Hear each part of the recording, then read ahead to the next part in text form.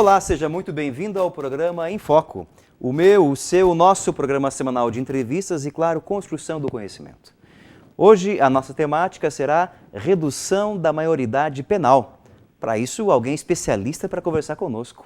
Eu acolho hoje em nossos estúdios o professor Albino Gabriel Turbay Júnior, que é graduado em Direito pela Unipar de Moarama, é mestre em Direito pela Unipar, doutorado em Direito pela Instituição Toledo de Ensino de Bauru, Estado de São Paulo, é advogado desde 93, atualmente com escritório profissional em Paranavaí, professor universitário de 2001 a 2009 na Unipar de Moarama e professor coordenador do curso de Direito da Unipar de Paranavaí desde 2010. Professor, seja muito bem-vindo a esse espaço que também é teu. Obrigado pela tua agenda, que eu sei que é corrida, mas conseguiu reservar um tempo para a gente bater um papo sobre essa temática que é importante, contundente e calorosa no momento sobre a redução da maioridade penal. Muito obrigado.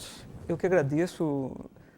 Esse tema realmente ele é fervoroso e está em voga agora nas discussões aí, internet, noticiários e também no nosso Congresso Nacional. Por isso que vale a pena falar um pouco sobre ele. Tem alguma razão para esse tema ser tão caloroso assim, ou até dizemos espinhoso, professor? Eu acredito que essa polêmica, né, que envolve, por um lado, a ideia de segurança das pessoas, a ideia de criminalidade, e do outro lado, o cuidado que tem que se ter com a nossa juventude, ele acaba trazendo justamente essa ideia de um tema espinhoso. Porque a questão é o que fazer. Né? De um lado, a proteção das pessoas, porque com certeza há adolescentes envolvidos na criminalidade, mas do outro, como recuperar, né? Como tratar, né, estas pessoas que estão em formação, mas que ao mesmo tempo praticam atos ilícitos. Essa ideia da redução da maioridade penal, na verdade, se discutir a maioridade penal, não é algo que começou agora esse ano. Né? E no nosso caso, toda vez que acontece algum caso pontual, como aconteceu no caso do famoso, que é do Champinha, né, ou no caso do Rio de Janeiro, que o menino foi arrastado, né, pelo cinto de segurança durante, João Hélio, durante 6 quilômetros, né, e tinha também adolescentes envolvidos, né, dentro daquele carro, se levanta essa discussão. Né? Por que não rever essa questão da possibilidade do adolescente responder penalmente como um adulto, como o maior de 18 anos? O que acontece é que sempre, né, nesses casos pontuais, há um certo fervor, há um certo clamor, há um determinado movimento por parte dos nossos legisladores, né, nossos deputados, senadores, mas até então, né, não teve um processo mais contundente como agora, que entrou em votação, inclusive já foi aprovado na Câmara a ideia da redução. Tá? Mas isso aí já de vários tempos. Tá? Como é que funciona, digamos assim, se for aprovada a redução da maioridade penal para 16 anos? Como é que é o aparato legal para conseguir isso? Tem que passar pelas duas casas, né? Pelo Congresso, pelo Senado e pela Presidência também? Como é que é a articulação disso? Ah, sim. Bom, primeiro dizer assim, que para poder alterar essa idade, né, da maioridade penal, não é apenas fazer uma alteração de uma lei. Tem que alterar a própria Constituição Federal. Tem que mexer ali no núcleo duro ali, né? Exatamente, na lei maior do país, na carta política de um país. Né? No caso aqui, a nossa Constituição Federal. E para alterar a Constituição, existe um procedimento diferente, porque ela, até por uma questão de segurança jurídica, não pode ser alterada de uma forma muito simples. Né? Ela exige maiores requisitos. E sempre a discussão foi essa. É possível alterar a Constituição Federal para reduzir a maioridade penal? Essa discussão sempre aconteceu. Alguns defendendo que é inconstitucional essa redução, outros defendendo que há uma constitucionalidade, né, mas é necessário. Dentro desse processo, em cada casa legislativa, Senado Federal e Câmara dos Deputados, tem que haver um processo de votação em 2 turnos. Então, por exemplo, foi aprovado agora, recentemente, a redução da maioridade penal em crimes hediondos, em homicídio doloso e também em lesão corporal seguida de morte, foi aprovado na Câmara dos Deputados. Mas já está marcado para agosto a nova votação, porque tem que ter o segundo turno. São 2, isso é obrigatório? Obrigatório, porque para alterar a Constituição Federal, obrigatoriamente são 2 turnos. Se fosse para mexer, né, para alterar apenas uma lei chamada ordinária no nosso sistema, basta um turno de votação, um turno em cada casa. Mas no caso da Constituição Federal tem que ter 2 turnos. Os 2 turnos em cada casa? Em cada casa. Tem que ter a sanção da presidência também ou não? Não há sanção da presidência, né, pelo sim. fato de ser uma emenda à Constituição. Tá? Então, vota na Câmara dos Deputados, vota novamente na Câmara dos Deputados, depois segue para o Senado Federal e novamente tem que ser votação em turno duplo.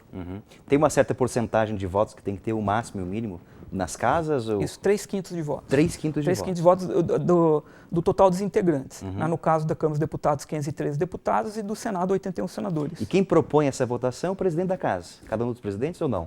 Qualquer deputado pode, ou o legislador pode apresentar a proposta? Não, para poder apresentar uma proposta de alteração que é chamada PEC, né?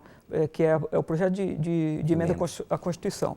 Né? Não basta um senador ou um deputado. Tem que ter, se não me engano, no mínimo 1/3, né, da Câmara ou 1/3 do Senado para poder apresentar. Apesar que o presidente da República também pode apresentar. É diferente. Mais uma vez, aquela questão de hierarquia das normas. Né? Para alterar uma lei ordinária, uma lei complementar, que seria uma lei inferior à Constituição, basta um deputado, basta um senador, é possível apresentar essa proposta, esse projeto. Mas no caso da emenda à Constituição, não. Ela também já tem esse limite na questão subjetiva, ou seja, quem pode apresentar a proposta. Que interessante, não é a vontade apenas de um que é apresentado ali. Não pode. Mas quem leva a mesa para votação, no caso, é sempre o presidente da sessão? Sim, eles organizam a pauta para votação, né? Daí por meio da presidência eles organizam qual será o dia da pauta que será aberta a votação para determinado projeto. Sendo aprovado em 2 turnos em cada casa, a emenda constitucional é colocada em vigor. Exatamente. Se for aprovada em 2 turnos, ela será promulgada nas 2 casas, será publicada e entrará em vigor daí no nosso país. Como é que é a maioridade penal hoje no Brasil e quais são as propostas que estão sendo cogitadas para reduzi-la? Primeiro dizer que não é a primeira proposta, não é a única proposta que já tramitou no Congresso Nacional, essa que está em voga agora para votação. Então, temos notícias de propostas para reduzir a maioridade penal dos 18 para os 16 para todos os crimes, né? Porque essa atual que foi aprovada na Câmara dos Deputados, ela só vai reduzir, ou seja, só vai submeter um adolescente entre 16, né, de 16 a 18 anos, à aplicação da lei penal, em caso de crimes hediondos, em caso de lesão corporal seguida de morte e em caso de homicídio doloso. Em outros casos, não, se for um furto, por exemplo, não. Continua valendo as regras do Estatuto da Criança e do Adolescente. Então, o foco deles foi, vamos pegar os crimes mais graves e nesses crimes vamos submeter, então, o adolescente de 16 a 18 à lei penal. Me parece que são esses crimes mais graves que são um apelo popular também, né? Que vem à tona a discussão, você citou alguns, né? O Champinha, o caso do menino João Hélio, né? Que eram crimes hediondos, né? De barbárie, que de repente vem à tona. E com isso se conseguiu, de certa maneira, um meio termo aí na discussão ou não? Pois é, eu acho que a ideia, né, dos deputados, a ideia dos nossos legisladores, foi realmente achar um meio termo. Né? Parece que todo mundo, pelo que nós percebemos, todos eles entenderam que reduzir a maioridade penal dos 18 para os 16 de uma forma absoluta seria exagerado, né, porque entraria qualquer atividade considerada ilícita, considerada como crime, né, mas também esse momento é um momento de clamor da sociedade por segurança e então eles pensaram, bom, vamos fazer aqui um equilíbrio, né, não deixar sem uma punição penal, mas também não punir em todos os crimes. Mas como eu falei para você, né, já tiveram outras ideias também, né, sobre essa questão, outras propostas, né, de, por exemplo, abaixar até 14 anos, já foi cogitado. 14 anos? 14 anos, sim, já foi cogitado. Né, mas, em geral, sempre é de até 16 anos mesmo, porque eles tomam como, né, como um parâmetro a questão da possibilidade do voto. Né? Sim. Alguns usam como argumento o seguinte pretexto, professor, principalmente quando se fala de tráfico de drogas ou de crimes, que muitos maiores de idade utilizam-se dos menores em vista de que a prisão, a prevenção não vai ser tão influente assim. E falam, não, mas se baixar para 16 anos, os traficantes, né, os os dos crimes organizados, os donos, vão usar os de 14 anos, né? Isso é discutido também de maneira muito séria pelos deputados e senadores também. Sim. Olha, essa prática de criminosos usarem adolescentes para prática de crime, porque eles se escondem atrás, Sim, né? uhum. Já que eles não são punidos penalmente, você precisa chegar De até um o escudo, adulto, né? exatamente, é uma forma de escudo, você precisa chegar até o adulto que propiciou, né, aquele crime, nem sempre é fácil. Tá? Então, uma coisa interessante, você citou a questão do tráfico. Tá?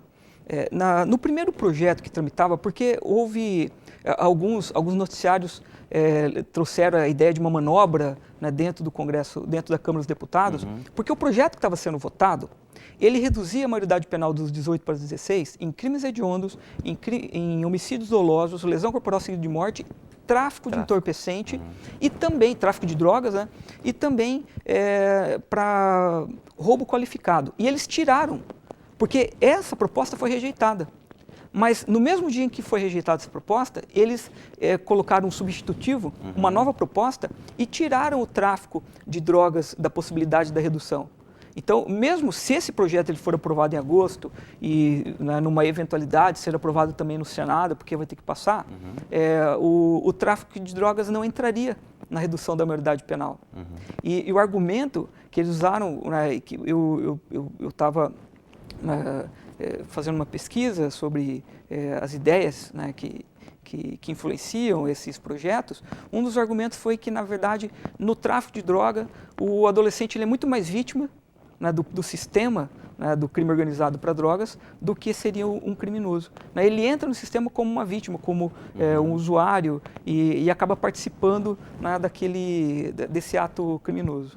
Aí a grande pergunta é como penalizar uma vítima, né? No sentido de como arcar com consequências legais diante da vítima. Né?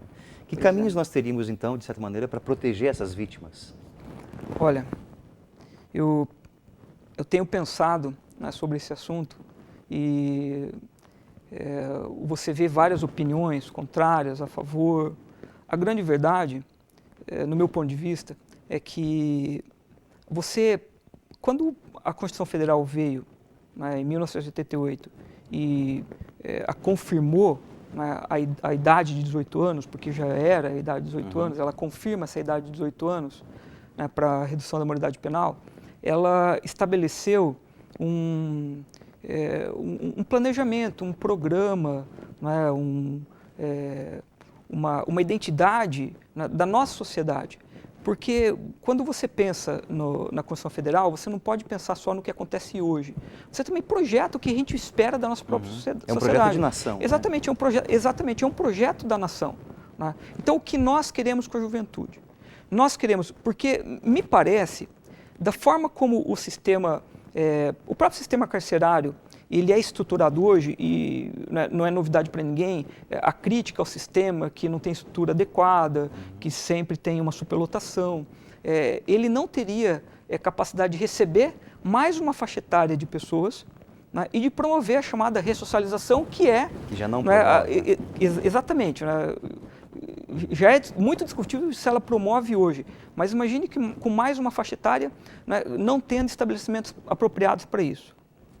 Então, se de um lado realmente existe criminalidade e poderíamos, por exemplo, buscar os índices, qual que é o índice de participação de um adolescente nos crimes dentro, né, do universo de crimes que acontece no nosso país. Você vê algumas estatísticas de 5%, 7%, 10%, né, 2%, né, alguns dizem que por exemplo, dentro dos que cometem crimes dos adolescentes, apenas 1% é crime de homicídio. Então, tem várias estatísticas nesse sentido, mas a princípio você pensaria assim, olha, mas então 5% não é muito, mas ele é sério, Sim. Ele é grave. Não é? Porque as vidas não têm preço e, de repente, um desses adolescentes foi lá e tirou a vida de outra pessoa. Isso, claro que gera um impacto. E isso chama, né, a sociedade, tanto é que na opinião pública, essas pesquisas, né, que fazem pela internet, dá 85% a favor da redução da idade, 90% a favor da redução da idade, por um sentimento, né, que as pessoas querem que haja segurança. Mas é preciso, né, se questionar, preciso refletir se esse é o melhor caminho para o nosso projeto como sociedade, para o nosso planejamento. Né? Se isso não vai acabar causando uma exclusão maior ainda dos adolescentes, dizendo, olha, nós não queremos reeducar vocês, nós não queremos recuperar vocês, nós vamos prender. Né? E a prisão, me parece que hoje não tem condições de promover essas pessoas. Me parece, essa é impressão minha, que quando nós discutimos essa situação dentro da redução da maioridade penal, é um recado que nós estamos dando para a geração de jovens de hoje e a geração de jovens de amanhã. Né? Ou, no fundo, nós estamos dizendo o que a gente está preocupado. Me parece que nós estamos preocupados mais, minha impressão, que hoje estiver errado, mais com a nossa segurança do que, de certa maneira, com a formação de cidadãos mais corretos, mais éticos, mais justos, solidários. Né? É correto pensar assim? Me parece que a gente se preocupa apenas com o hoje e não se preocupa com o amanhã. Certo. Essa sensação é correta ou não? Eu acho que você está certo. Veja, esse pensamento de atacar determinados núcleos, então, por exemplo, olha, nós estamos com um problema na criminalidade, na decriminalidade na adolescência. Bom, então vamos prender as pessoas para poder resolver. É muito simplista, né? Ele é um pensamento reducionista, né? Porque ele não consegue enxergar a complexidade social, a complexidade, a cadeia de acontecimentos. Né? Então, por exemplo, vamos analisar o seguinte, né? Eu não vi até agora, né, são poucas pessoas que fazem esse tipo de análise para levar a discussão, como que está a questão, né, do desemprego ou da promoção do emprego para os adolescentes. Como é feito isso? Os estágios, né? Como é feito a questão da educação, né? Os programas de incentivo ao estudo, né? Quais são os índices, porque tudo isso, na verdade, ele leva a uma cadeia da opção da pessoa em entrar para a criminalidade ou não. Pode até ser que a pessoa tenha tudo isso, mas por uma questão própria, por uma personalidade própria, ele acaba entrando na criminalidade. Mas quando você oportuniza, né, você promove a pessoa, é claro que vai reduzir, né, essa possibilidade da criminalidade, porque você tem uma opção maior, um campo maior de opção. Me preocupa quando as pessoas querem tratar achando que o direito penal vai resolver tudo. Né? O direito penal nunca resolveu tudo. Um dos grandes exemplos, a gente falou em crime hediondo hoje, é a lei do crime hediondo, que ela surgiu, foi publicada em 1990. Tá? E a ideia, e naquele período também, teve um grande clamor social, era um período que alguns crimes de extorsão mediante sequestro, né, tinham ficado um pouco em voga na mídia nacional, um crime que acabou, se eu não me engano, que envolveu uma atriz de um grande grupo de televisão, e acabou repercutindo nessa lei, né, do crime hediondo, e o discurso que foi feito, olha, agora nós vamos resolver o problema da criminalidade, quando na verdade não diminuiu. Não é? A criminalidade se mantém ainda, ele é um problema da sociedade. Né? Então, não só da nossa sociedade, né? Sim, desde que o humano é humano. Não só da nossa.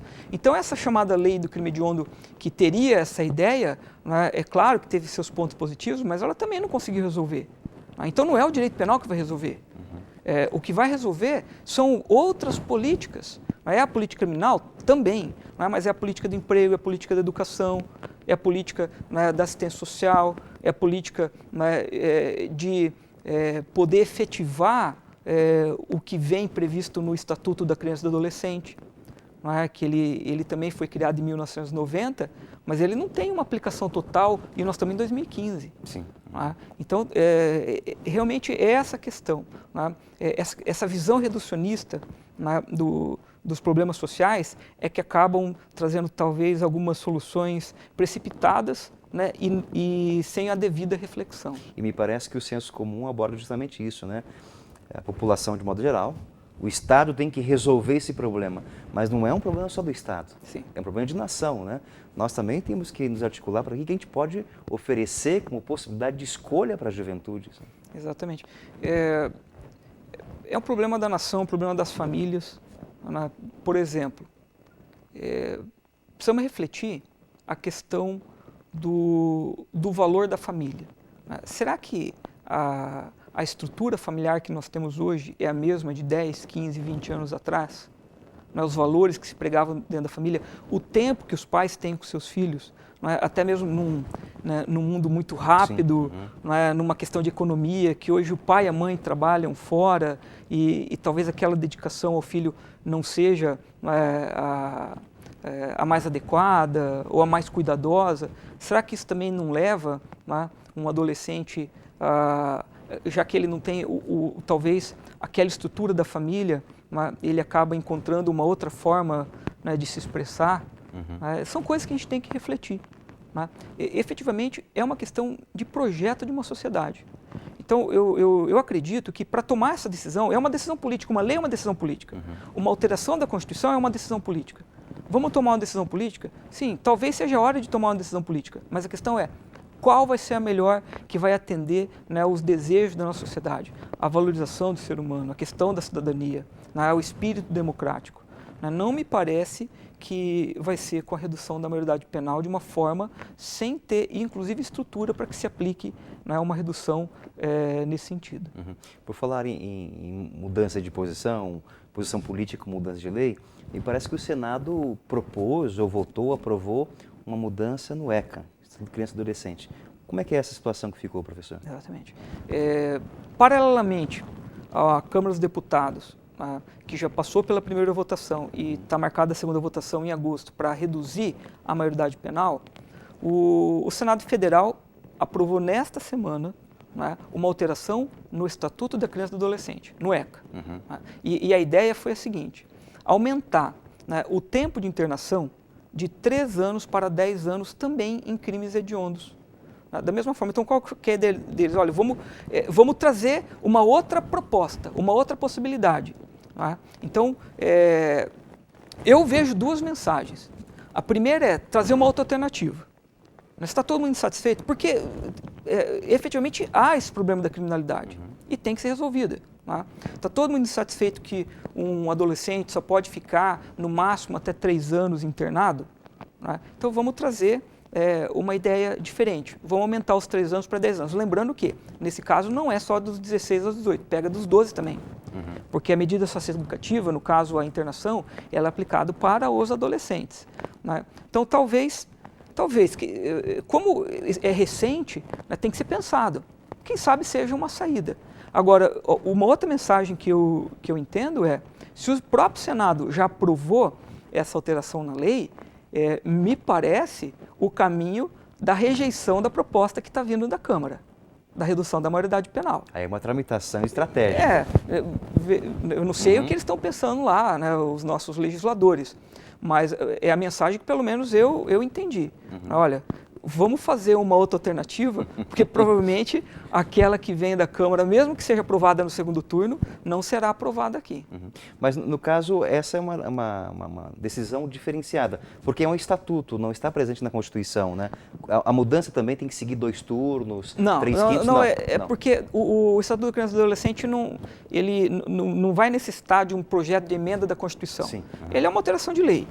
Então, a tramitação é diferente, ela é mais simples. É mais simples, é um turno só. No Senado e depois na Câmara. Na Câmara dos Deputados. Professor, para a gente encerrar o nosso bate-papo, infelizmente o tempo aqui ele é relativo, passa muito rápido, né? Prós e contras da redução da maioridade penal. Olha, quando você entra hoje na internet, eu gosto de entrar porque você vê a questão democrática das pessoas discutindo, né, o assunto, é muito interessante, os comentários, né, de pessoas de várias formações,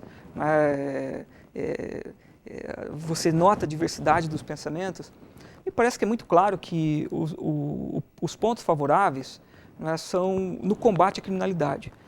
Pelo menos todo mundo tem uma ideia de que, a partir do momento que um adolescente, a partir dos 16 anos, ele tem a consciência que ele pode ser preso e punido criminalmente, né, e aí tem as consequências criminais, ele vai ser preso, vai ser punido, vai ter reincidência, né? Todos os efeitos chamados penais, ele vai sofrer também. Né?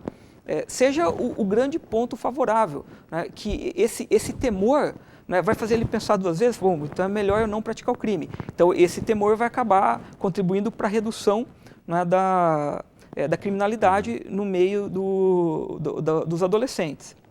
Me parece que esse seria o grande ponto. Aí viria a questão da segurança das pessoas, a questão do sentimento, né, de impunidade que a nossa sociedade tem e precisa, né, sempre estar sendo revisto. Tá? Seriam os pontos favoráveis a essa redução. Por outro lado, os pontos contrários, né, já parte, são vários fatores, né? Um dos fatores mais propagados é a questão que o nosso sistema carcerário não conseguiria absorver, porque ele não está nem preparado, ele precisa se reestruturar, né, para a criminalidade como ela acontece hoje, e se fosse receber mais uma faixa etária, teria que estar preparado para isso. Né?